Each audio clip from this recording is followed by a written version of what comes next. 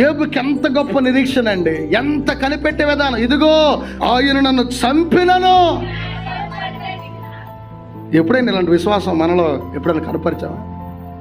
కొంచెం కాలు నొప్పి వస్తేనే చాలు చర్చి మానేస్తాం, తలనొప్పి వస్తే మానేస్తాం, గుడ్డలు నొప్పి వస్తే మానేస్తాం, టీవీలు బాగానే చూస్తాం, మళ్ళీ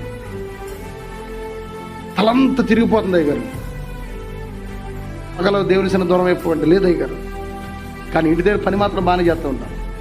మీకేం తెలుసు అయ్యగారు, నా బాధ తప్పదు, నీ ఊరికి తప్పదు, నాకు తప్పదు అయ్యగారు అని అంటారు. ఎంత నీరసంగా ఉన్నా, ఎంత ఓపిక లేపని, ఎంత బలహీనంగా ఉన్నా, కానీ దేవుని సన్నిధికి మాత్రం ఓపిక ఉండదు, రాదు.